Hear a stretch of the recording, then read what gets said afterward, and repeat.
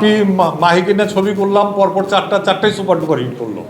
তারপর আরিফ ইসুফকে নিয়ে ছবি করলাম, ওইটা হিট করলো। ফারিয়াকে নিয়ে ছবি করলাম, সেটা হিট করলো। সাইমনকে নিয়ে একটা ছবি বানালাম, সেটা হিট করলো। লাস্ট হইলো পূজা আর সিয়ামকে নিয়ে করলাম, সেগুলো হিট করলো। আমার নতুন যেগুলি নিয়ে করছি নতুন সবগুলো হিট করছে। লাস্টে ধরা খাইলাম পুরনো নিয়ে, নতুন নিয়ে না। লাস্টে পুরাতন নিয়ে ধরা খাইছি, জিন্দিতে ধরা খাইছি। এবং আমি একটু মানসিকভাবে ভেঙে পড়ছিলাম।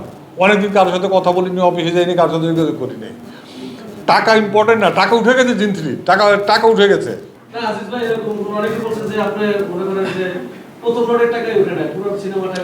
আমার হলে থেকে টাকা উঠতে হবে না। আমার হইলো টিভি ওটিটিভিতে আমার যে বাজেটের ছবি, টিভি ওটিটি এই রাইট এবং ইউটিউবে তো বিশাল এক গানে যে টাকা আমি চিন্তা করতে পারবেন না। আজকে একটু সত্য কথা বলেন ভাইয়া, লাস্টের যে সিনেমাটা করলেন সদর ভাই কিন্তু বাজেট কত ছিল? ওটার বাজেট ছিল আমার 80 লাখ টাকা মাত্র। হ্যাঁ, 80 লাখ টাকা। তো আমার তো ছবি বানাইতে আমরা তো জানি কোথায় কী খরচ করতে হবে, কোথায় কী করতে হবে। এবং যে ছোটো একটা ছবি বানাইছেন, আপনাদের গান দেখছেন, ওই যে গানটা দেখলেন কি জানি বন্যা না, গীতিকার আমি প্রথম ছবি থেকেই ভালোবাসার রঙে দেখবেন, ভালোবাসার চেয়ে একটু বেশি, ভালো লাগার চেয়ে একটু বেশি, ভালোবাসার চেয়ে একটু কম, তুমি এই গানটা আমার লেখা। সব ছবিতে প্রায় আমার গান থাকে।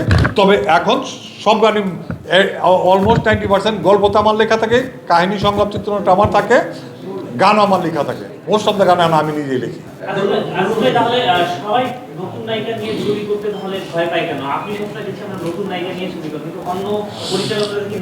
নতুন নায়িকাকে একটা নতুন নায়ককে আনলে ক্যাম্পিং করে তার জনগণের সাথে সিনেমা মাঠে যাওয়ার আগে, হলে যাওয়ার আগে তার একটা প্রচার করতে হয়। সে প্রচারটা অনেকে করতে পারে না। যেমন আমরা একটা ছবি নতুন আনলাম, যে কোনোভাবে প্রচার করে আগে পরিচিত করে ফেলি।